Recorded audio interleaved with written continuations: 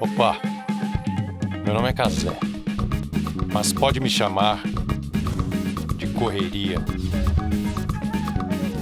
E a gente está começando mais uma edição do nosso Meu Nome é Correria, edição especial. Como vocês podem ver, estou vestido de gala. Afinal de contas, ela já foi primeira dama da nossa nação na pele de Sarah Kubitschek, já foi uma das maiores estrelas da música brasileira, cantando Elis Regina, e até mesmo lutou pela independência da nossa nação, como Senhorita Rosa, a filha de Tiradentes na série Liberdade, Liberdade. O nome dela é Andréa Horta, mas pode chamá-la de Correria. Bem-vinda, Andréa! Valeu, obrigada, muito obrigada. Sensacional, sensacional. Não é fácil entrevistar uma correria. A moça tem uma agenda que é dificílima, estamos negociando isso há bastante tempo, e isso faz parte também da correria. É importante a gente falar sobre isso, sobre todo mundo que está organizando essa estrutura. Muito obrigado por todos que estão aqui, nossos câmeras, o pessoal da equipe técnica do som, a Mari que voltou de férias, o Vini, o Leandro, todo mundo trabalhando para a gente poder brilhar aqui ou preparar o palco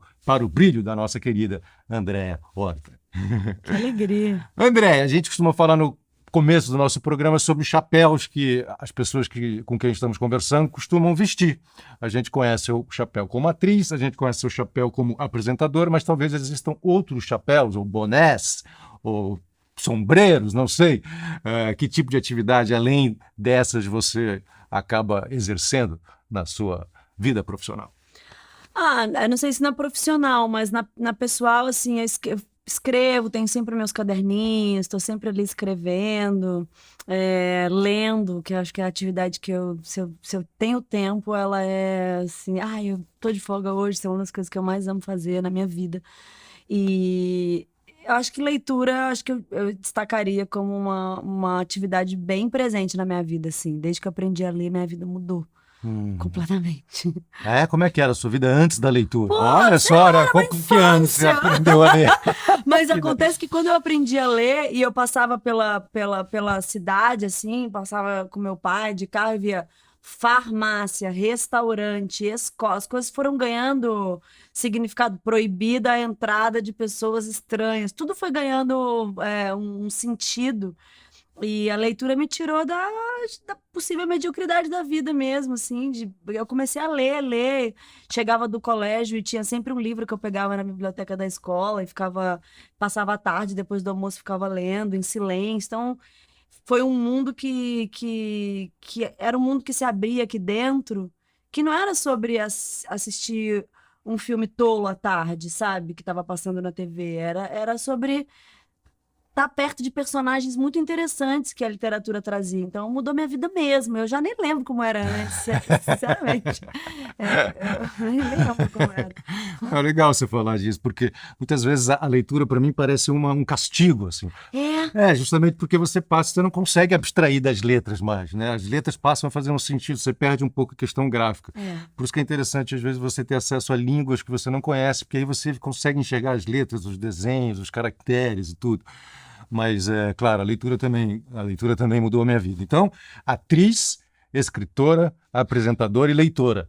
Leitora. Existe um momento especial para se ler? Vale ler no celular é a mesma coisa do que ler no papel? Eu não gosto, eu prefiro o livro, eu prefiro o papel mesmo. O livro eu marco com caneta, meus livros são todos marcados, assim.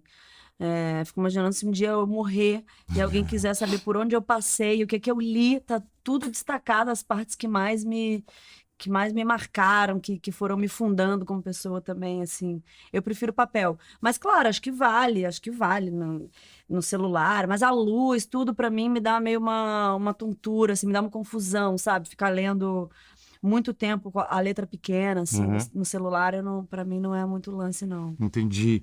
Interessante essa preocupação sua também de falar, quer dizer, não é uma preocupação, você destacou que você faz diversos destaques nos livros, né, e tal, que alguém eventualmente mais tarde possa querer conhecer você através das coisas que você marcou nos livros. Isso te preocupa de alguma maneira? Você tem algum tipo de marcação ou de livro que você gostaria que não fosse descortinado depois da sua morte? Estou falando isso porque me lembrei da Clarice Lispector, tem um livro dela lançado recentemente, que algumas das páginas ela não queria que fosse publicado, tanto é que ficou de fora da edição inicial.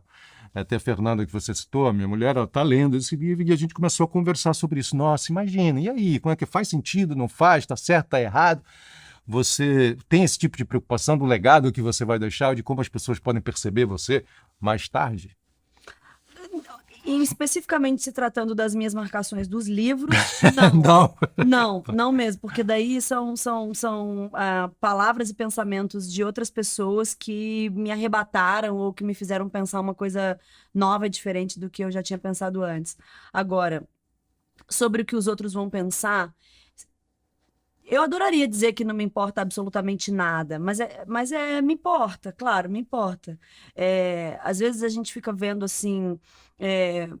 A gente faz muitas biografias no Brasil, cinebiografias e tudo, e às vezes também tem muitas biografias, né, literatura, e às vezes você se aproxima de pessoas que estão contando a história de alguém que foi muito relevante, que fez coisas muito interessantes em vida e que morreu, aquela história daquela pessoa sendo contada por pessoas que, não, Deus me livre, eu não gostaria nunca que a minha história fosse contada ou vista por aquele específico ponto de vista. Uhum. Mas eu não sei, isso é uma coisa que dê para controlar o olhar do outro, né? Jesus está aí, né? Era perfeito e uma galera morreu como morreu. Então acho que não tem muito como controlar, mas... Você já pensou num texto, talvez, para sua lápide? Não.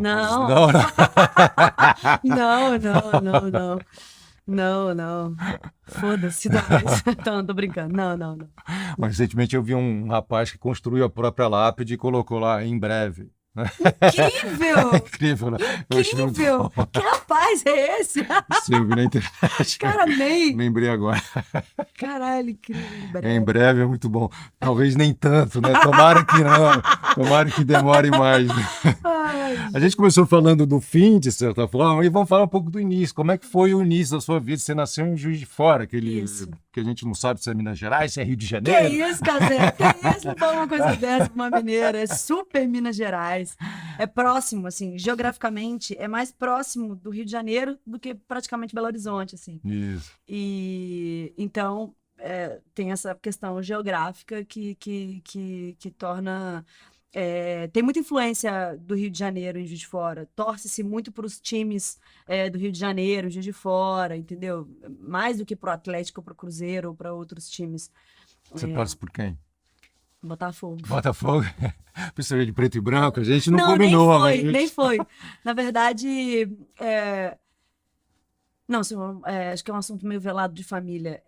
Meu pai é Botafogo, meu irmão é Botafogo, meus primos todos são Botafogo. Eu não tive escolha. Não, mas é Botafogo, mas eu não acompanho, assim, não manjo. Uhum. Mas sim, sou de Juiz de Fora.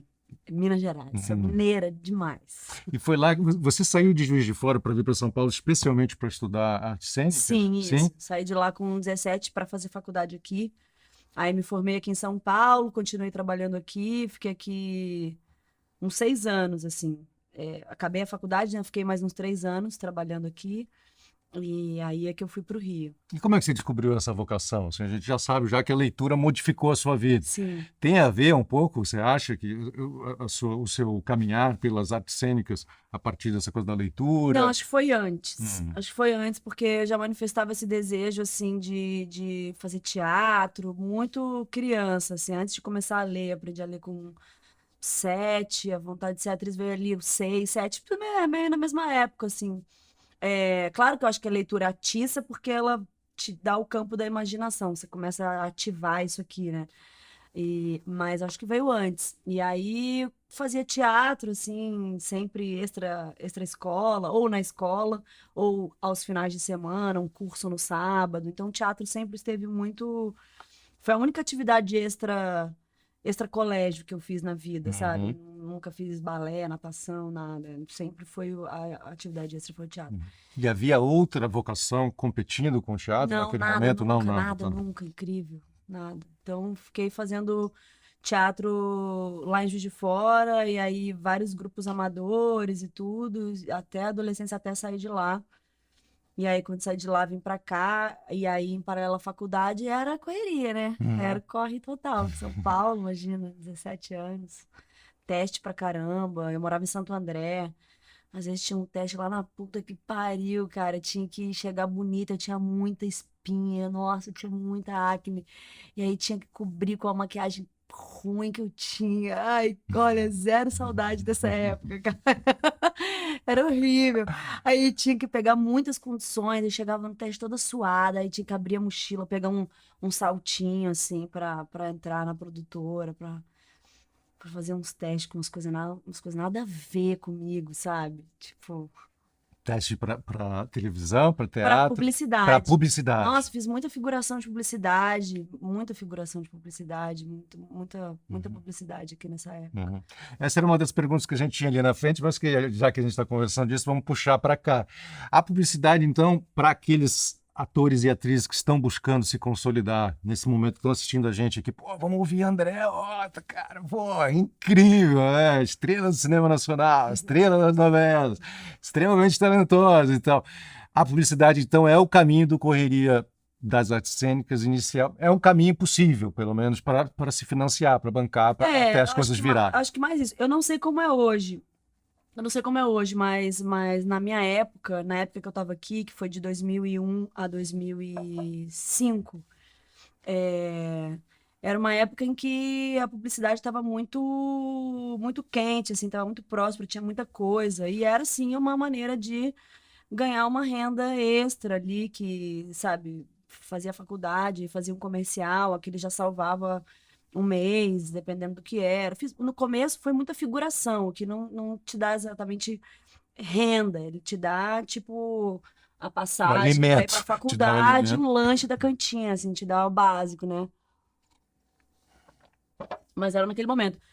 Mas era muito, não é, enfim, teve isso, não era muito, não era assim, era uma experiência, Uhum. mas era difícil, assim, as condições de ser figurante não era fácil, assim, né? Assim. E você ficava desconfortável porque nem sempre você se identificava com aquele papel, com aquela fala que você estava tendo ali naquela propaganda, vamos dizer. Não, como figurante você nem tem papel e nem tem fala.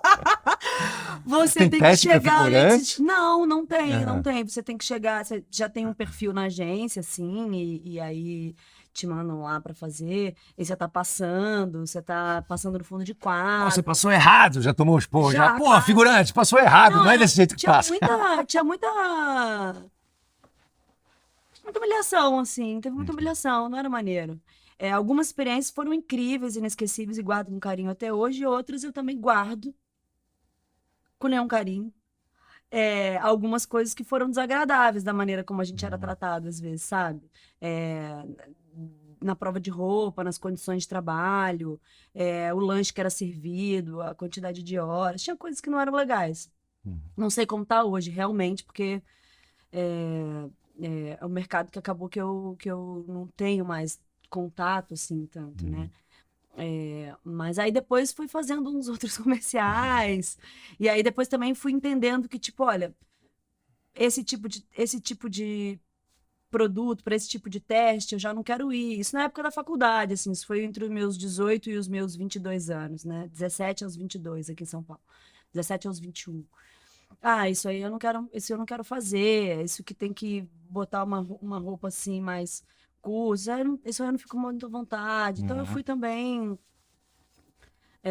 e nunca mais deixei de ser, bem honesta com o que eu realmente queria fazer, sabe? Uhum. Mas isso.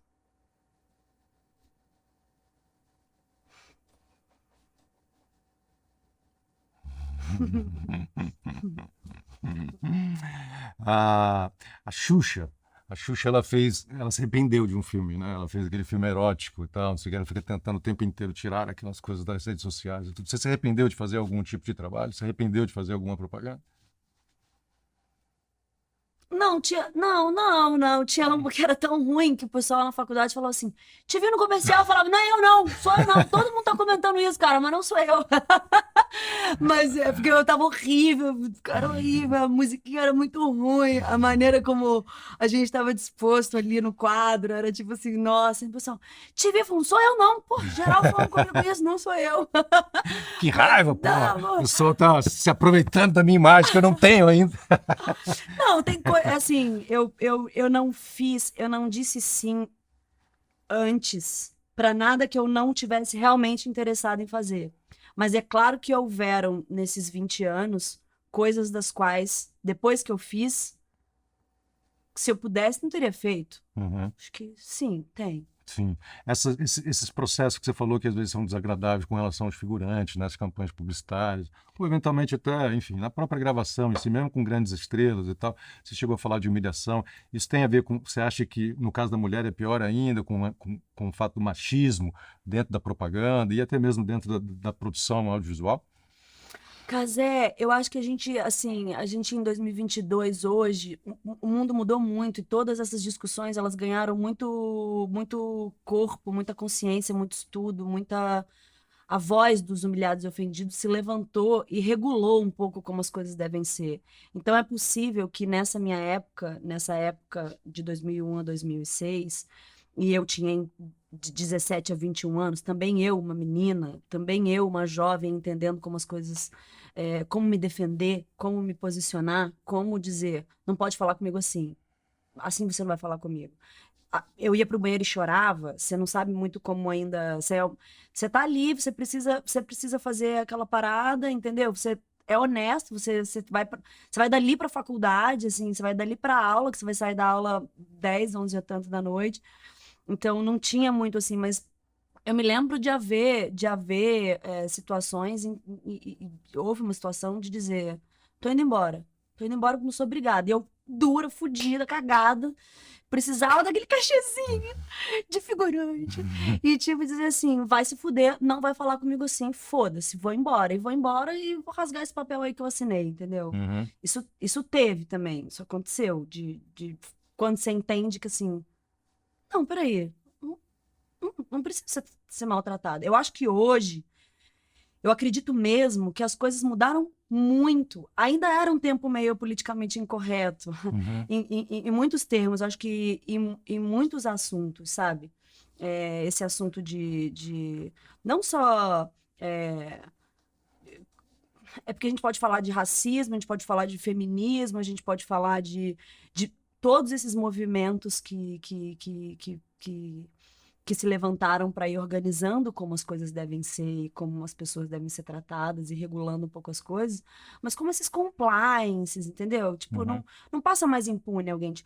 Um diretor que gritava com a gente como gritavam na época, nessas coisas que a gente fazia, um diretor ou uma diretora que eventualmente pudesse nos tratar desse modo, não pode mais. Não pode mais. Mesmo se eu for figurante. Porque às vezes tinha isso, né? Assim, não, mas às vezes trata bem o ator que chega, que é a estrela, o Cazé é a estrela do comercial. Todo mundo vai tratar bem o Cazé e vai me tratar mal porque eu sou figurante. É meio assim, pode. Não, não pode. Hoje a gente sabe que assim, hoje, se não souberam, acho que se não sabiam, acho que aprenderam. Não pode. Não pode. Nenhuma pessoa. Não pode. Nesse começo seu aqui em São Paulo, essa correria de publicidade, tudo, não sei o que, você também aproveitou, não sei se aproveitou é a palavra, mas usou, vamos dizer assim, ou correu atrás de alguma... Tá difícil de achar. Mas você, a gente estava falando dos seus chapéus, falamos de escritora, mas tem um chapéu de vendedora também. Que você vendia seu livro de poesias, Humana Flor, é isso? Isso. Conta um pouco, custava R$7 e você vendia na Rua Augusta. Também. Também na Rua Augusta. Também. Como é que foi essa experiência? Teve essa do livro e teve a do bolo, que precedeu o livro, porque foi a primeira experiência como vendedora, porque a gente fazia uma peça no Centro Cultural Vergueira, no Centro Cultural São Paulo, e eu morava em Santo André. Então, para pagar a peça, a gente não ganhava nem um centavo, porque o que entrava de bilheteria era para pagar os técnicos, porque esses nunca vão ficar, eles sempre recebem. Os atores, às vezes, as condições são precárias, porque às vezes os atores não recebem, mas eles sempre recebem. Então, a luz, o iluminador, o contra-regra, essas pessoas recebiam, mas a gente muitas vezes não. E tinha que pagar passagem de Santo André para lá e tudo, ainda comer alguma coisa, aquela coisa. Então, no começo eu comecei a fazer um bolo de laranja, uma receita da minha mãe, que era tipo um facinho de fazer. E aí conta, como é que é essa receita aí? Não, eu não vou lembrar agora de jeito nenhum, mas batia um suco de laranja e jogava ali na massa e tudo. Ficava um bolo de laranja, pô. E aí eu vendia R$1 o pedaço na época, um pedaço bom, um pedaço maneiro. Embrulhava no papel alumínio, e aí vendia ali na porta do Centro Cultural mesmo. Aí depois de uns dias tinha um cafezinho em frente, um barzinho de cafezinho em frente, que aí a moça topou comprar metade do tabuleiro. Então já era tipo metade do meu bolo, já era R$ 15, porque Uau. o tabuleiro dava 30 pedaços. Você saiu do varejo para o atacado. Exatamente. E aí, então, primeiro teve esse bolo ali que eu fiquei vendendo um tempo e vendia pra galera do elenco também, pro pessoal do próprio Centro Cultural, assim, você quer comprar um pedacinho de bolo, não sei o quê. Até ganhar aquela freguesia de saber que a procedência do bolo era honesta e que o bolo era bom, levou-se aquele tempinho, o tempo da temporada. Mas aí depois, quando acabou a faculdade, eu tava com vontade de ter alguma coisa autoral, assim, eu precisava gerar uma própria renda de uma própria coisa que eu tinha feito sem poder pagar para ninguém. Eu precisava que eu fizesse uma coisa e que essa renda fosse toda para mim. E aí eu peguei tudo que eu tinha escrito nos caderninhos e tudo, como eu falei no início, que eu tenho um monte espalhado ao meu redor, fui pegando tudo, fui organizando. Aí gerou a primeira edição do Mana Flor e eu fiquei vendendo na rua, fiquei vendendo em vários lugares, assim, festinha. Esperava a galera ficar bêbada, subia no banquinho umas 3 da manhã e falava, galera, quem que pode me ajudar? Aí eu Sério, você tem essa manha de subir ali? Não, na manhã eu tinha necessidade, era a minha correria, entendeu? Eu precisava. Esses dias, o ano passado, a gente ainda, todo mundo trancado, na pandemia, começo do ano passado, teve um encontro, um Zoom da faculdade, 20 anos depois, a pessoa da minha sala, da faculdade, fez um encontro. Em determinado momento, uma menina da minha sala falou assim, gente, quem lembra da Andréia no casamento do fulano de tal, vendendo aquele livrinho dela? Ela ficou no casamento vendendo pros parentes do noivo e da noiva. Teve isso. E você lembra de algum poema do Mana Flor, assim? Eu lembro, mas eu acho que nem me... Engraçado, né? Hoje eu olho, acho que a maioria não me representa mais, assim. Tem uma... acho que a maioria não fala mais. Você não faria uma reedição do Mana?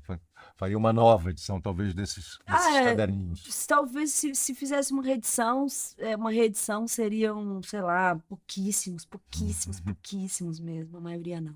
Mas está dentro dos seus planos, assim, daqui para frente? Você pensa em lançar um livro, em escrever um livro? Sim, uma reedição do Humana, não. Acho que o Humana ficou há 20 anos atrás, onde era o seu lugar. Mas... menos até do que 20, né? Mas sim, escrever sim. Mas alguma coisa você pode dividir com a gente? Já existe esse plano? Já existe alguma coisa? Ainda não, tá. Existe um desejo em mim, existe o exercício um exercício muito íntimo e indivisível, assim, que eu não mostro pra ninguém, que eu não divido com ninguém. Indivisível. Indivisível. Compartilhável. Palavra, eu né? tento compartilhar e não vai. Eu ponho a hashtag e não vai. Muito bom. Incompartilhável. Uma coisa incompartilhável. Assim. Mas seria ficção? Seria poemas? Não, acho que seria poemas, assim, a princípio. Assim, não me imagino escrevendo um romance, não. Acho que não. Entendi. Aí seria interessante a gente fazer agora a gente tentar desenhar uma linha bem clara, assim, nos trabalhos que você fez pré-televisão e a chegada da televisão na sua vida, como é que isso transformou a sua carreira, como é que transformou a sua correria também, né? Foi muito rápido a chegada da televisão na minha vida, assim. O primeiro trabalho que eu fiz foi o JK.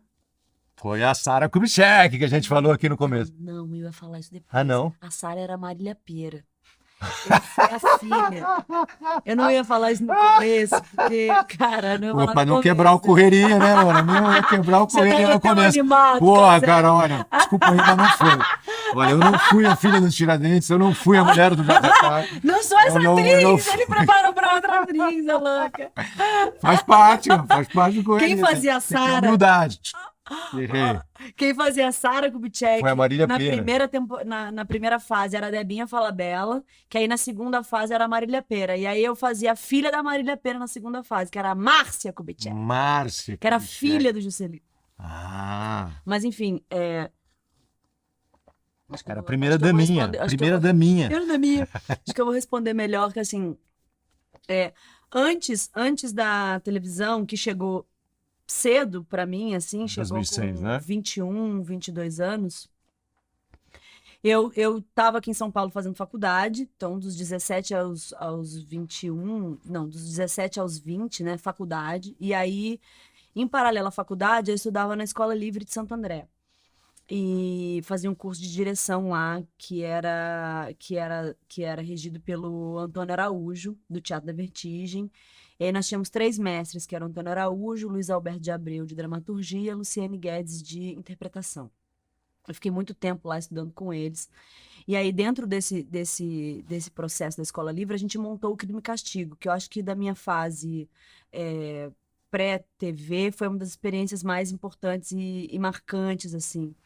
Eu fiz muito teatro empresa também, nesse período, nesses 6 anos de São Paulo. Teatro empresa? Muito O que é teatro teatro empresa. empresa? Não Poxa, sei. teatro empresa. Meu pai tem uma empresa de teatro empresa. Teatro empresa é você fazer teatro de treinamento dentro dos temas que você precisa tratar dentro de uma empresa, dentro das empresas. Uau! Então você tem é um segmento gigantesco assim. Hoje em dia, quando o meu pai começou a fazer teatro empresa, existiam no ABC ele mais 2 empresas. E hoje em dia existem inúmeras e ela é uma fonte de renda mesmo para muitos atores. E teatro empresa você trata de milhões de temas. Os espetáculos, eles têm também vários formatos. Você tem ou um espetáculo de meia hora, 40 minutos, para os funcionários das empresas. Isso para mim foi muito. Teatro empresa foi uma experiência muito formadora para mim como atriz, porque eu era muito jovem. Você tinha que se apresentar, às vezes, você chegava numa empresa e você descobria na hora qual que era o espaço para você se apresentar. A gente mesmo montava o banner, montava o cenário, a gente que fazia o som atrás do pano ali. Então, os próprios atores. Só faltava correr para aplaudir depois. Ah. É incrível! Não, assim não precisava, graças a Deus, a galera tava lá. E aí então tinha esse formato dos espetáculos, tinham palestras animadas, ou você é um personagem dando uma palestra. E você trata de milhões de temas dentro de uma empresa, qualidade de vida, alcoolismo. Às vezes a empresa te procura e fala: olha, a gente está com um alto índice de funcionários chegando alcoolizados já logo de manhã, a gente precisa fazer um trabalho de conscientização, em vez de você chamar uma pessoa que vai ficar lá falando de termos técnicos, você contrata uma empresa de teatro que vai abordar o tema de uma maneira Incrível! mais empática, Nossa, mais... eu nunca tinha ouvido falar, não Não, sabia mesmo. isso me sustentou aqui em São Incrível. Paulo, esses 6 anos. Ai, Muito correria, mais do já que anota aí, já.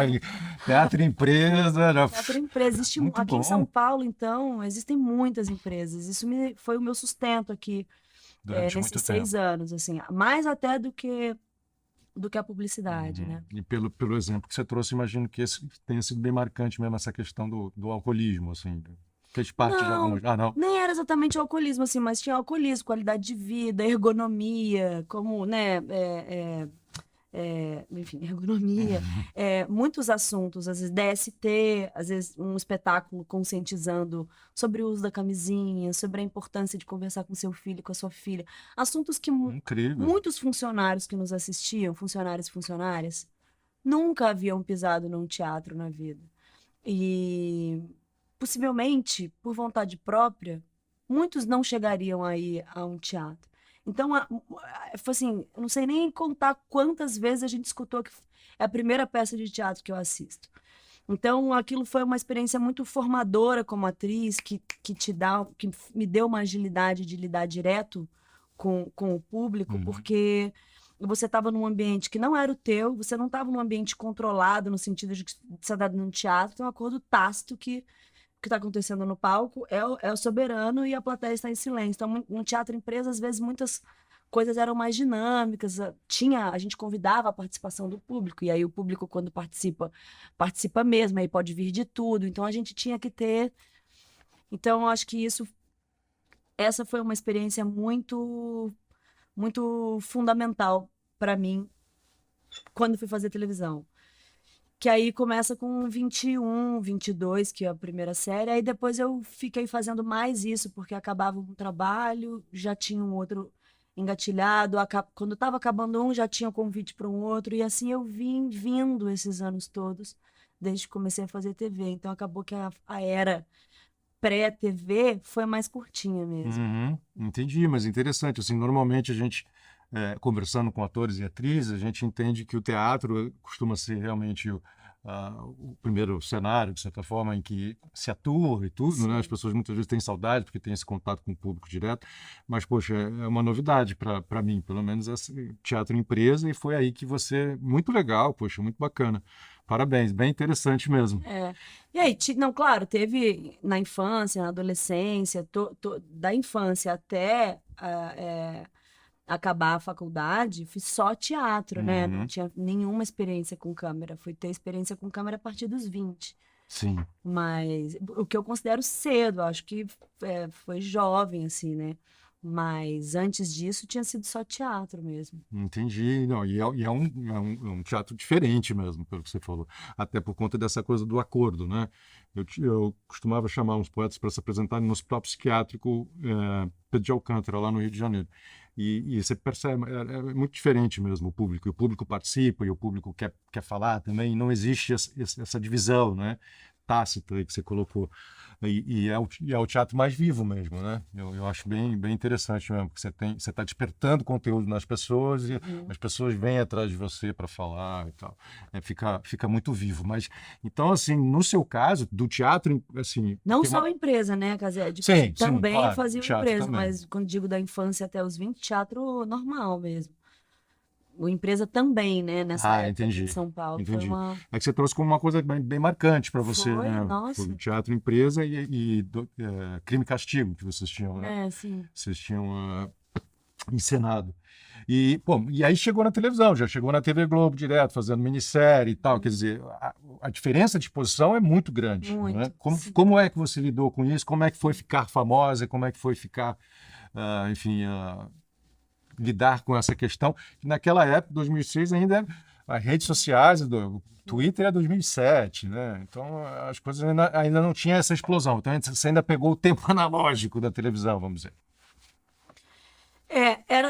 Era uma mudança muito grande, inclusive em termos da execução do trabalho mesmo, né? Porque você ficava no teatro muito tempo gestando, ensaiando, preparando, elaborando um trabalho para colocar no mundo. E na TV tinha aquele texto e a hora da execução mesmo não é uma hora que leva muito tempo, porque são muitas cenas por dia. Então tinha uma mudança foi uma mudança geral. Tem uma mudança de vibe, né? Geral, A total. vibe muda completo. Assim. Tudo. E de repente, assim, logo que eu cheguei na TV Globo, que era JK, a minha mãe era Marília Pêra, o meu pai era o Zé Wilker. Uau! Então, A gente falou de estar nervoso, assim, nossa, imagina, duas feras. Foram experiências, assim, cara, que eu aprendi muito. Teve uma com o Zé Wilker que foi foda, assim, nem sei se dá tempo de contar aqui. Dá, pode dar. Não, porque ele não era, ele não se concentrava muito, ele tinha o texto, mas ele era ele, se ele José esquecesse, Wilker. ele podia dizer o que é, parava e aí alguém dava o texto para ele. E a Marília, em oposição a isso, a Marília Pêra, que é uma dama, assim, sabe, absolutamente preparada para o que ela ia fazer, e eu vindo de um teatro... Eu passei pelo Teatro da Vertigem, que foi muito marcante também. Depois do Crime e Castigo, fui para o Teatro da Vertigem, fiquei 8 meses fazendo todo o processo daquele espetáculo que teve no Rio Tietê, que era o BR3, que o pessoal entrava no barco, tudo. Fiz todo esse processo. Então era assim, um teatro bem profundo, sabe? Bem... E aí eu tinha umas cenas e eu via que ele sempre fazia piada, piada, eu tinha encontros com ele mais na externa, e a gente ia ter um dia de estúdio, um dia de cenas onde eu e ele, a gente atuaria, assim, eu e ele em cena. E esse cara não decora texto, vai me deixar numa situação zoada. Uma situação dramática, porque a personagem tinha problema de coluna, ela tava sofrendo e tal. Eu falei, cara, fudeu, porque assim, ele vai me desconcentrar, ele vai me fazer rir, eu tô fudida. Aí eu falei com a Marília assim, Marília, eu posso te perguntar uma coisa? Sabe o que é? Que amanhã eu tenho que fazer umas cenas, só eu e o Zé, e eu tô com um pouco de medo dele me desconcentrar, e eu não sei o que fazer. Ela falou assim, ele vai te desconcentrar, ele vai peidar, ele vai arrotar, ele vai fazer o inferno, porque ontem eu tive a cena que era a minha mãe morrendo e ele zoou. Aí eu falei, meu Deus, fudeu. Eu falei, eu vou falar com ele. Ela falou, vai falar com ele? Eu falei, eu vou pedir pra ele. Aí ele tava fumando um cigarro, assim. Aí eu cheguei pra ele e falei assim, ô Zé, tudo bom? Palavrinha contigo rapidinho. Amanhã a gente tem umas cenas importantes. Ele falou, que cenas? Importante pra quem, né? Aí eu falei assim, que cenas? Eu falei assim, não, Zé, umas cenas, pô, muito importantes pra mim, assim, meu primeiro trabalho aqui e tal. E assim, eu te acho muito engraçado, porque ele andava com um gravador assim no bolso, com diferentes barulhos de peidos. Então, dependendo de quem passasse, ele apertava um barulho. Então, às vezes, a Marília Pêra, vestida de época, assim, toda chique de Sarah Kubitschek, assim, de primeira dama, passava no corredor, a gente tava assim, aí ele fazia... apertava, tipo assim, cara, muito garota da quarta série. Sabe? E eu achava aquilo muito engraçado. Eu achava muito Impossível, engraçado. não? Eu achava ele muito engraçado.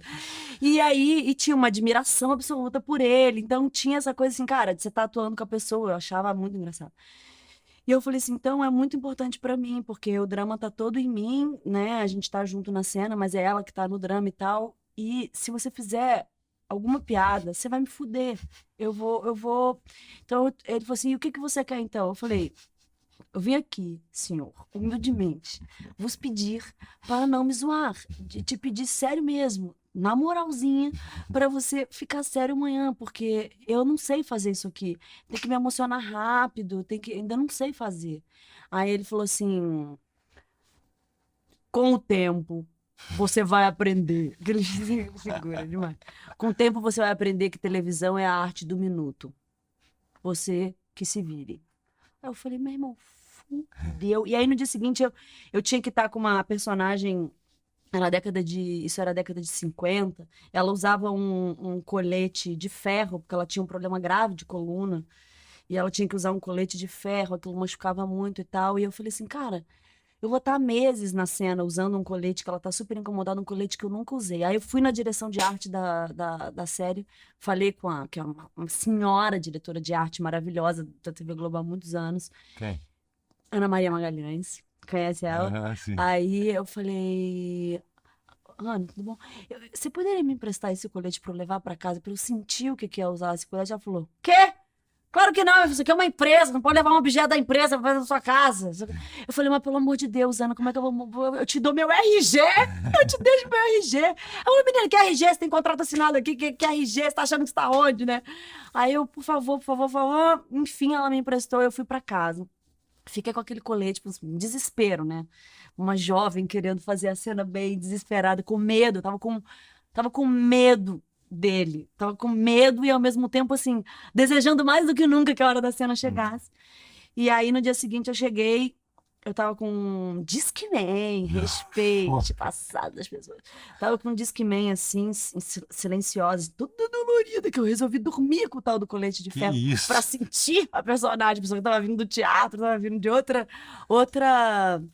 Formação. maneira mesmo de se trabalhar, né? Outra maneira de fundar um personagem. Aí eu tava assim, quietinha. Enquanto estavam fazendo meu cabelo, eu tava assim. Aí, de repente, aqui o espelho, né? Faz assim. Aí eu olhei, aí ele fez assim.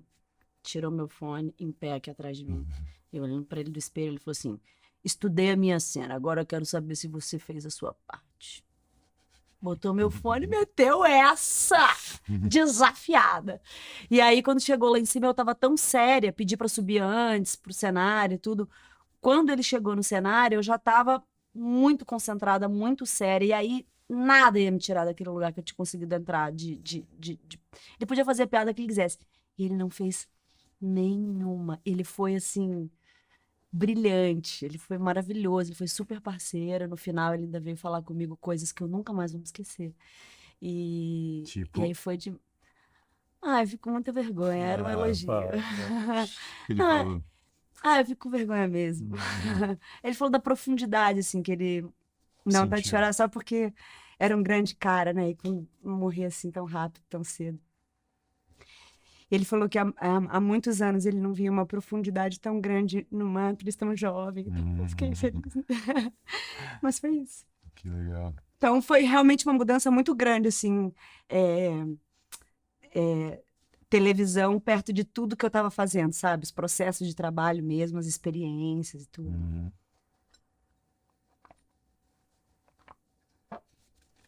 Você usou uma palavra que me chamou a atenção. Você falou a diferença entre o teatro e televisão, de como você funda um personagem. Foi isso que você falou, né? Fundar um personagem. Uau! Como é que você funda um personagem? Pois é, porque tá ali no papel, não tem nada, né? Não tem nem tem tudo que tá no papel, mas entre o papel e você é uma distância, né? Então, como é que você monta, você funda mesmo, você inaugura um pensamento, como é que você leva aquele pensamento do papel para ser o seu pensamento em cena, como é que você leva aquele gesto que está no papel para ser o seu gesto, a sua ação, como é que você, está escrito que você levanta e pega um copo d'água, mas quem é essa pessoa que levanta e pega um copo d'água?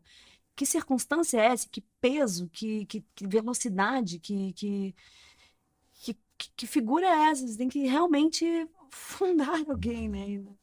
Inaugurar um ser, né? Assim. E fulana chora. Chora como? Essa lágrima desce por quê? O que você faz para essa lágrima acontecer? Né? Então, eu acho que é uma fundação mesmo, assim. Uma criação mesmo, né? Sim. E seu processo de fundação de personagens, ele foi mudando? Imagino que sim, desde o seu início até agora. Sim. Quais são as diferenças? O que você pode compartilhar com as pessoas que estão assistindo, que também precisam fundar seus próprios personagens? Assim, eu diria que eu acho que ficou mais fácil, mas ao mesmo tempo ainda é infernal, porque realmente nada que você fez garante o próximo, né? Você pode ter feito bem uma coisa e a próxima coisa você ser um fracasso danado, assim, não tem uma experiência que exatamente te auxilie, mas ao mesmo tempo é só a experiência que te auxilia. É muito. Eu não sei se dá para entender, mas é assim as coisas. Hoje é mais fácil, hoje eu sofro menos, hoje eu não levo o colete de ferro para dormir com ele, como nessa primeira, entende? Eu acho que hoje a própria prática, eu trabalhei sem parar nesses. Eu atuo sem parar. Eu acho que isso de alguma maneira te dá uma. Ah, te dá uma compreensão mais. Mas ao mesmo tempo não sei se isso é bom também, já não sei também. Acho que talvez eu vá achando que tem que atuar menos. Uhum. Ainda não tenho conclusões. Ah, mas que bom, a gente fica feliz, porque quando a gente compartilha também esse momento de dúvida, né? É muito legal, né? Porque não existem certezas mesmo, né? As certezas elas vão mudando, até vão se transformando, né? Então é muito bacana você poder chegar aqui e sentir a vontade de compartilhar, não sei, poxa, agora não sei, estou naquele momento, já aprendi tanta coisa, né? O que eu preciso jogar fora, como me renovar, como pensar. É muito obrigado, é um momento especial. Obrigado. Mas se você tivesse, eu sei que você está gravando uma série hoje em dia, não sei se você pode falar, se não pode e tal. Como é que você se prepara para esse papel? Você fica decorando? Como é que você decora os textos? Como é que você memoriza? Como é que você funda o personagem? Como é que você descobre como ele chora, como ele anda, como ele peida? Enfim, como é que acontece isso? É um trabalho que você faz sozinha, mergulhada, dentro de casa? Você tem um apoio de um preparador? Como que é? Poucas coisas eu faço, poucas coisas até hoje eu fiz sozinha no sentido da preparação, né? A maioria tem uma Maria Silvia Siqueira Campos, que é uma parceira de trabalho, que já me preparou em muitos trabalhos. E essa preparação, ela já passou por encontros mais presentes no início, antes de começar. Hoje em dia, a gente, dependendo do que dependendo da demanda e do personagem, a gente se encontra e conversa algumas vezes. Texto, a gente olha para o texto. Mas, para mim o que está apresentado ali, claro, né? Porque é o nosso guia, a minha orientação é as características daquele personagem, aquelas características ali, o que aquela pessoa faz, para daí, a partir do que ela faz, eu começar a entender o que. E aí eu leio e fico. É um trabalho muito silencioso, assim. Às vezes, você passa o meu café, aí fico com a xícara de café olhando pro céu e pensando, mano, se eu falo aquilo, aí você fica com um trabalho em casa, silencioso, muito tempo. Pra eu falar aquilo, o que tá acontecendo lá do lado de dentro, né? Eu fiquei com raiva, porque teve aquilo na cena, 3 cenas atrás. Não sei. Então você vai tecendo um caminho, assim, você vai inventando um sentido para as coisas, né? E você anota isso em algum caderninho? Sim, alguns, Anota. alguns personagens que têm uma demanda maior, que estão em muitos episódios ou muitos capítulos e que tem muita coisa, esse começo ele é sempre anotado, tem sempre até nas conversas com a Maria, nas leituras, nos filmes de referência ou nas figuras de referência que eu vou buscar na vida contemporânea, tudo isso eu vou fazendo um compilado para minha cabeça e organizando, mas tem um trabalho muito silencioso, um trabalho de preparação, né, de personagem, assim, um trabalho que acontece muito em silêncio, assim, de às vezes de ficar sentada numa poltrona só, sabe, só Uhum. tudo aquilo que aquele personagem vai viver, ou às vezes situações, porque personagem é resolver problema, né, todo personagem tem problema, como atriz dramática, eu só tive problema para resolver nos outros. É que nem o correria, o empreendedor também. Só tem problema, só coisa caindo na cabeça. Você fala, qual o pepino que eu vou descascar hoje? Você sabe que você vai descascar. Não, é só problema. Às vezes um personagem tem que, ai, quebra o cenário inteiro, briga com a fulana, bate, ou então, né, perde um ente querido, Sim, ou é um conflito que é tem que se sempre resolver. problema, é sempre um problema. Começa de um jeito e acaba de outro, mas no meio tem um problemão que você teve que resolver. Então, Nossa, eu nunca tinha pensado nisso, assim, que deve ser angustiante, assim, até você conseguir chegar nessa equação, né? atuar é maravilhoso, mas é também é um sacerdócio mesmo, assim, é uma entrega de energia, disciplina, né, que você Uhum. tem que ter, assim, tava até falando com o pessoal aqui antes de começar, que é isso, você vai enfrentar um dia inteiro de filmagem, você é uma disciplina danada, você tem que dormir bem, você tem que ter comido legal, ter dormido bem, você vai Uhum. atuar o dia inteiro, a tua cara, o teu humor, a tua energia, não dá pra estar com sono, não dá pra estar de ressaca, quer dizer, dá, né? Tudo Sim. dá, mas assim, que as condições melhoram Uhum. quando você tá bem, né? Sim. Muitas vezes acontece na carreira do ator e da atriz de precisar desenvolver determinadas habilidades para conseguir viver uma personagem, né? Sei lá, eu lembro, vou sempre citar esse exemplo, que eu assistia Liberdade, Liberdade, Senhorita Rosa, a filha de Tiradentes cavalgando, ou então usando a espada e tal. Quais foram as habilidades que ao longo da sua carreira você desenvolveu especialmente para viver determinados personagens assim? E quais foram mais difíceis, as mais legais? Cara, acho que a mais difícil foi essa parada de andar a cavalo, que não deu certo e eu não Não, ando. é Não, mesmo, porque eu mas tive. você enganou bem, ou então a câmera estava Não, longe o sabe, suficiente sabe para como a não gente te fazia? reconhecer. A gente. Eu subia num caminhão, aí a gente botava tipo um touro mecânico, e aí a gente ligava um ventilador assim no meu cabelo, e aí falava, ação! Aí eu ia. Era assim.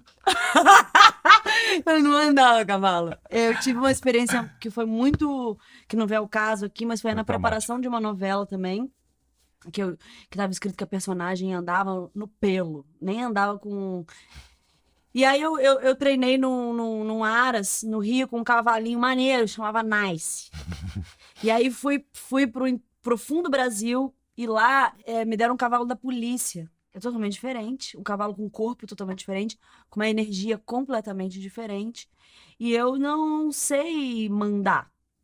Eu não sei mandar. Eu não sei mandar. Eu não sei dizer para um cavalo: Ei, quem manda aqui sou eu. Eu não sei fazer isso. E falou assim: ele tem que ver que você é que manda. Eu falei, então não vai dar, é impossível, porque eu não mando no cavalo. E aí o cavalo disparou, e foi muito grave, porque eu poderia ter morrido.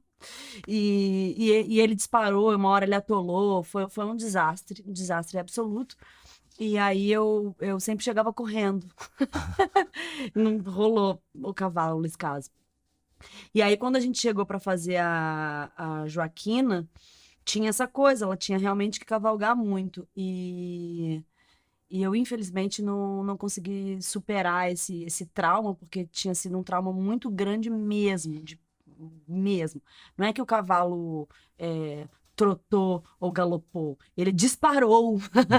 E aí essa selvageria, assim, do animal, eu não consegui mais superar, no caso do cavalo, o cavalo. Então a Rosa Raposo era assim, a dublê de costas, a dublê e de frente, eu em cima do caminhão no touro. Genial, né? Genial. Eu acho mais legal do que ter andado a cavalo. Eu, sinceramente, acho mais Pro legal. podcast é perfeito, né? Mas legal, não esperava essa resposta também. Foi sorte. É preciso ter sorte também, né? Você teve muita sorte? Você tem sorte? Você acredita nisso? Eu acho que são muitas questões. Eu acho que eu poderia dizer que eu tenho sorte, mas ao mesmo tempo também tem trabalho, muito trabalho, e foi só o meu trabalho que foi abrindo. Eu não tinha parente, padrinho, conhecido, nada, em nenhuma das coisas que eu fiz. Todas foram teste e trabalho. Mas eu acho que tem muitos fatores, né? Assim, tem muitos fatores também. Mas eu acho que poderia dizer que sim. Não seria correto dizer que eu não tenho sorte. Acho que as coisas foram se dando muitíssimo bem. Você falou que sua família não tinha condições de te ajudar porque talvez não fizesse parte desse ambiente, não conhecia pessoas, enfim, não tinha essa vivência teatral, vamos dizer assim, né? Porque muitas vezes você nasce numa família que é assim. Então não teve ajuda, mas atrapalhou, a família atrapalhou, porque às vezes a família atrapalha, não quer que você siga determinada carreira, uma mulher ali de Minas Gerais, atriz, isso não vai dar certo, isso não é para você. Existiu isso ou não? Você teve apoio? Como é que Não, foi? o meu pai era metalúrgico e quando eu tinha 7 anos, ele decidiu largar tudo para fazer teatro. Então, ele abriu a empresa dele, Teatro Empresa, ele atua e escreve, dirige as próprias coisas até hoje. Uau, que legal. Então, eu tive todo o apoio do mundo do meu pai, e sempre. Seu E pai, então, não funda os personagens, ele solda. É o metalúrgico, o cara solda tudo. Sim, ele fez o caminho dele, um artista independente que eu tenho muito orgulho. E aí a minha mãe canta muito bonito. Ela canta lindamente, assim, ela canta. Foi nela que você se inspirou para fazer Lisanjinha? Eu acho que os dois, assim, a referência dos dois, assim, né? Minha mãe não trabalha cantando, mas a minha mãe canta trabalhando. Eu sempre via minha mãe varrendo casa, ou cortando um legume, ou estendendo a roupa no varal, sempre cantando. Então, tinha essa coisa melódica de ver como ela, mesmo sem, né, isso era próximo. E meu pai, todas as férias, a gente só via meu pai nas férias escolares, porque ele morava aqui em São Paulo, a gente morava em Juiz de Fora. Sempre teatro, exposições, sabe? Então, eu sempre fui muito, através do meu pai, muito bem alimentada artisticamente desde muito cedo. E então isso fez, para mim, eu acho que fez toda a diferença, assim. Mesmo que depois eu tenha ido encontrando o meu caminho por minha conta, lendo as coisas que eu queria, escutando as coisas que eu queria, essa fase de infância e adolescência, muito assim, nunca atrapalharam de jeito algum.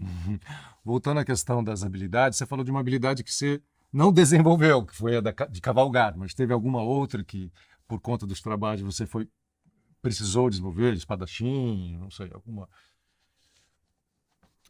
Não desenvolvi assim. Eu não desenvolvi de me tornar aquilo. Eu fiz uma personagem que era uma designer de joias, então a gente tinha que fazer. Eu fiz muitas oficinas com designers, de ir na oficina mesmo, de ver aqui aquele material X era submetido, como aquilo chegava naquele resultado. Teve um estudo muito grande de pedras preciosas, era uma personagem de um pai de dono que era Império, né? Império, Então, Monte Roraima. Exatamente. Então a gente foi um estudo muito grande, assim. Isso abriu a minha atenção para essas questões, as questões. É linda a gargantilha que você está usando. Obrigada. É uma biju. É uma biju, mas é muito É bonito. uma biju, eu amo. Mudou seu olhar, então, para o design das coisas. Você começou a prestar mais atenção nisso. Sim, sim. A própria Elis também, né? No canto, assim, não me torno uma cantora a partir do momento que faço, mas assim, passo a ter aquele momento ali me coloca diante de um corpo que canta com aquele fôlego, e eu que tenho que executar. Então é um exercício que o meu corpo tem que fazer. Então, não digo que eu tenha aprendido, não mesmo a Uhum. cantar, mas que me aproximou muito intimamente de um universo que não era o meu. Então, essas coisas vão só acrescentando na Uhum. gente, né? Elis foi o papel mais importante na sua carreira? Você acha que foi o papel que mais mexeu com você? A gente gostaria de abrir um papo sobre transformação, né? De como viver personagens que não são você pode transformar a sua vida também, pode impactar você, pode fazer você acessar determinadas emoções que de outra maneira você não teria. E como se proteger de eventuais situações que são difíceis e como se beneficiar também dessa transformação, né? Dessa vivência. Então, sim, a primeira pergunta, sim, Elise foi um dos personagens mais importantes da minha vida. Eu destacaria a Elise e o Alice que a gente fez na HBO, eu tinha 23 anos, foi uma personagem muito importante para mim. E não só pelo que ela significou de impacto na minha carreira e de me apresentar para o mercado, digamos assim, para as pessoas que fazem o audiovisual e tal, e para o público, mas, sobretudo, pelo que a personagem vivia. Isso foi muito transformador. E a Elis também. Quanto a essa segunda colocação, sem dúvida que um personagem impacta muito. Por isso que também determinadas personagens eu não tenho interesse em fazer, sabe? Dependendo do que eu sei que ela vai viver em cena, que o que ela vai viver em cena é o que a mamãe que vai ter que viver. Dependendo do que eu já não tenho muito interesse mais. Então, coisas muito violentas, coisas muito. Dependendo do que é e de como está colocado, eu não quero que meu corpo viva aquilo, eu não quero experimentar. Uhum. Mas isso é uma diferença de quando eu era mais jovem, que eu queria experimentar tudo. Eu acho que hoje tem coisas que eu não. Tem discursos que eu não tenho mais interesse em, sabe? Ah, esse discurso. Ah, tem uma personagem aqui que é aquela cretina que fez tal coisa. Eu não quero colocar meu corpo e minha voz a serviço desta pessoa, assim, eu não vou fazer essa pessoa, sabe? Nesse Uhum. sentido, assim, Sim. então, porque justamente é você, esses personagens que você vive, por mais que você possa ir aprendendo a se defender, ir aprendendo a trabalhar sem se agredir ou se. Talvez agredir seja muito duro, mas sem se ferir, né, emocionalmente, ou se abalar emocionalmente ou fisicamente. São memórias, são coisas que você vive. Então, às vezes você passa. Me acontece de às vezes passar, chegar num lugar para filmar e falo, nossa, nossa, que sensação, parece que eu já vivi uma coisa muito ruim aqui. Aí alguém fala, sim, aquela série que você fez era aqui nesse galpão, só que ele tá, transformado em outra coisa. Então, assim, seu corpo vive aquelas coisas, por mais que ele saiba que é o Sim. seu trabalho. Então, determinadas coisas eu não tenho mais vontade de colocar aqui pra dentro, nem Uhum. pro meu corpo executar, sabe? Sim. E como é que você trabalha? Como é que você se desintoxica, se é possível usar essa palavra, de um personagem? Como é que as pessoas que estão nos assistindo de novo, né, são novatos, querem se jogar e tudo, mas depois tem uma consequência mesmo. Você precisa elaborar aquilo de alguma maneira também, para não ficar eventualmente com aquele trauma, não ficar com aquela coisa, estar sonhando com aquela história, vivendo aquilo, né, vivendo as consequências disso. Existe uma forma de você se proteger, não sei, de Pois é, você elaborar? sabe que isso é uma coisa que às vezes eu escuto muitos colegas dizendo assim quando tá para acabar um trabalho, é, ou tá chorando muito nos últimos dias, assim, ah, eu vou ficar com tanta saudade. Eu não fico com saudade de nenhuma, não, assim, nunca, por mais que a experiência seja maravilhosa, eu não fico, não vai comigo para depois, mesmo. Eu acho que fica agarrado ali aquele pensamento, aquele modus operandi daquele personagem enquanto eu tô fazendo, Mas depois da festinha de despedida da galera, não fica, sabe? Não fico tendo, assim, arrastando um personagem, não fico. Entendi. Que bom, né? Mas, E não é exatamente, que eu consiga fazer isso. Não, eles não ficam ali, eu não fico atarantada com aquilo, assim, sinto que você cumpriu, consegue lidar de acabou. alguma maneira, entendi, positiva. Muito bacana. Você falou você se referiu aqui de coisas que você não gostaria de fazer mais, né? E quais são as coisas que você gostaria de fazer, então? Ai, todas aquelas que eu não quero mais. Todas. Eu tenho muita coisa que eu tenho vontade de fazer. Eu preciso ter muito tempo de vida para dar conta de tanta coisa que eu tenho vontade de fazer. É, Nossa, eu não sei nem te falar. Uma personagem assim, uma personagem assado, a personagem tal que já existe. Ou não sei nem te dizer, assim. São poucas as que eu não quero fazer.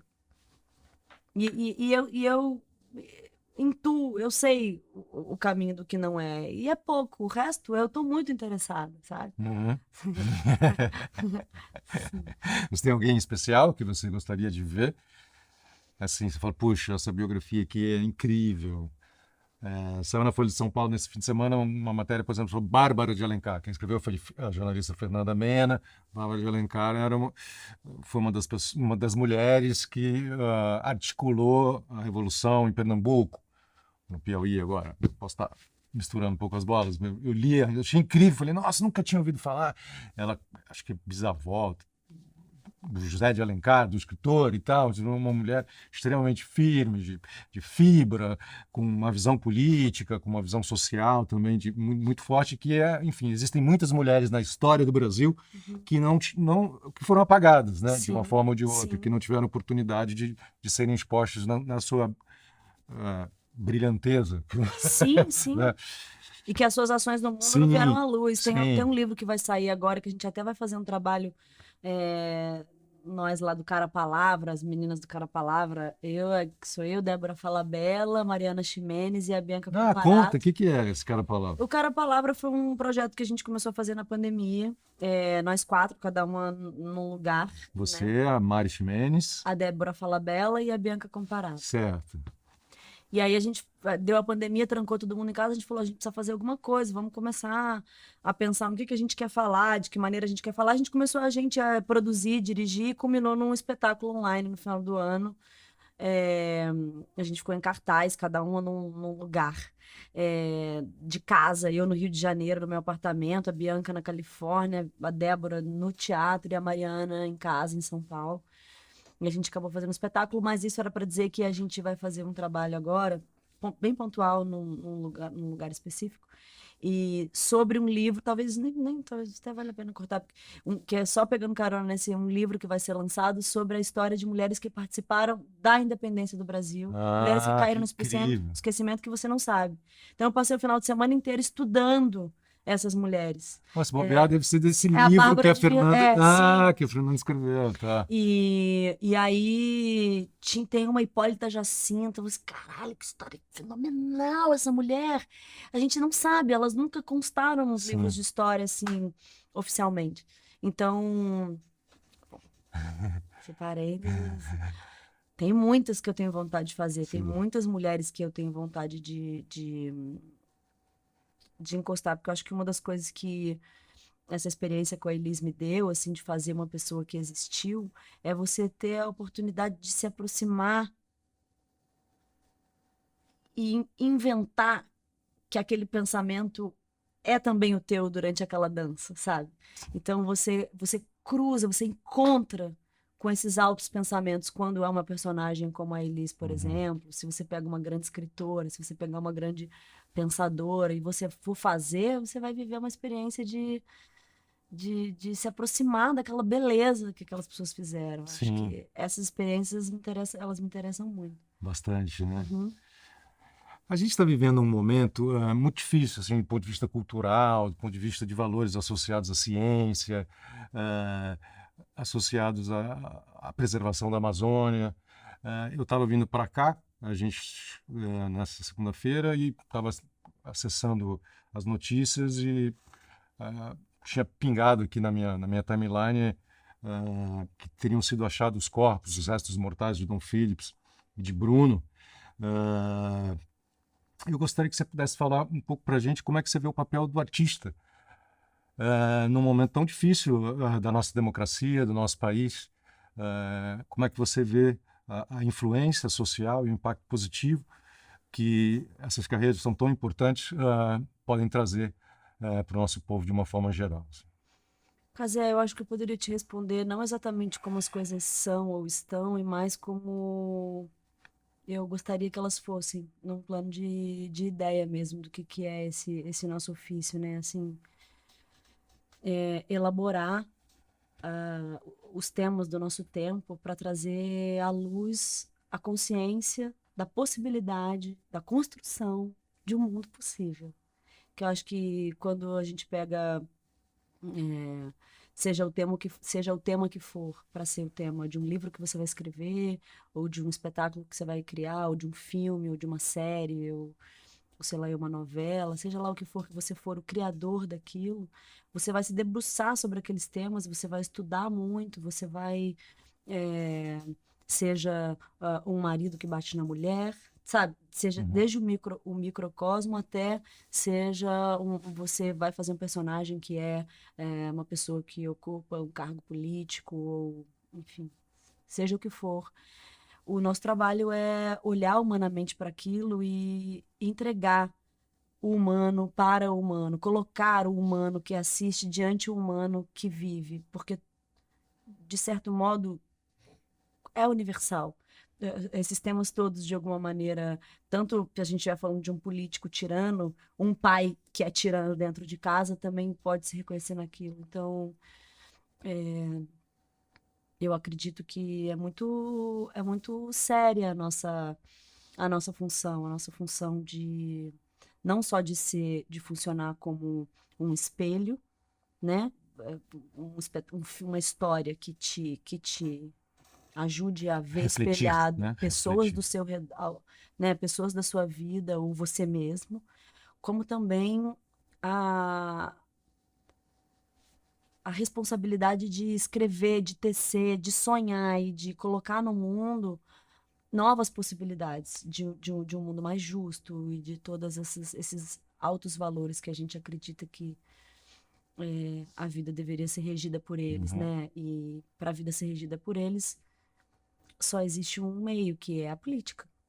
E porque sem a política nem isso é possível, porque você não tem condições de trabalho, né?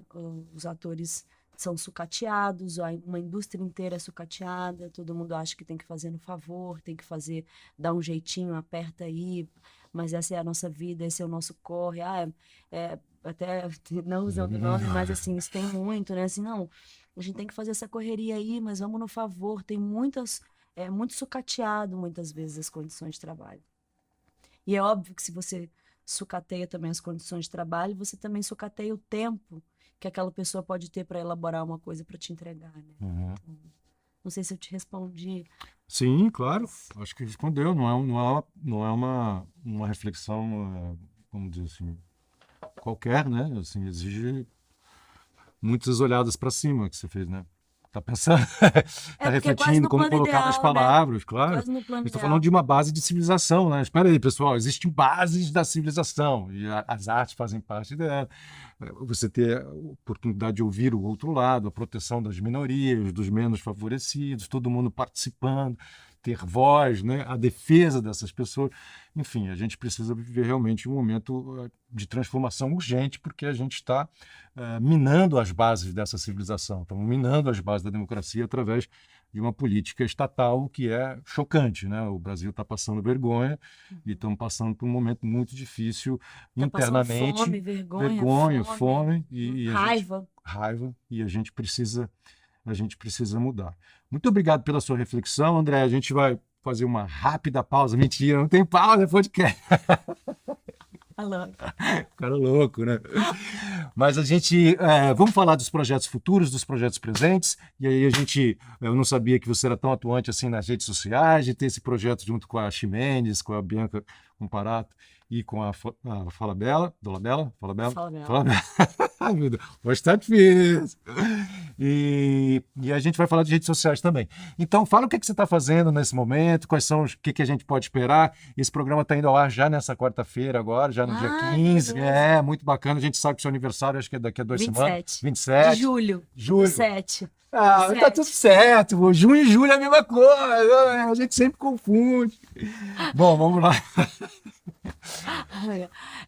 O que você está gravando? Eu tô com esse cabelo loiro aqui porque eu tô fazendo uma série. Eu tô fazendo a 4ª temporada de uma série que se chama A Divisão, uma série do Afro Reggae pro Globoplay. Que bacana.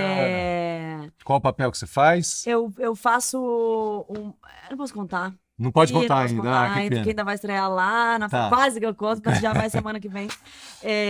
Então eu tô fazendo essa personagem agora, e o mês que vem tem a 6ª temporada do meu programa lá do Canal Brasil. Sim, Pra a gente chapéu filmar. de apresentadora. E aí no segundo semestre tem uma série que tá apontada ainda, mas como ainda não tá assinadinha no papel também, ainda não... Mas é isso. Mas são mulheres incríveis que você vai viver, que a gente vai ter a oportunidade de assistir. É isso? Eu gosto dessas mulheres todas. Pra mim, elas são muito interessantes. legal. O meu trabalho é fazer que seja pra vocês também, mas... Sim, a fundadora de personagens, a fundadora. Eu Uma adorei essa operária, palavra. uma Operária operária, sou uma metalúrgica, operária. fundadora das artes cênicas, das artes humanas, né? Porque nós somos os únicos animais que conseguimos fingir ou viver a vida de outra pessoa, né? Os outros Incrível. animais não fazem. Eles chegam até a usar instrumentos, né? Muitos animais usam ferramentas. O ser humano não é uma, vamos dizer assim, não é uma qualidade somente nossa. É uso de ferramentas.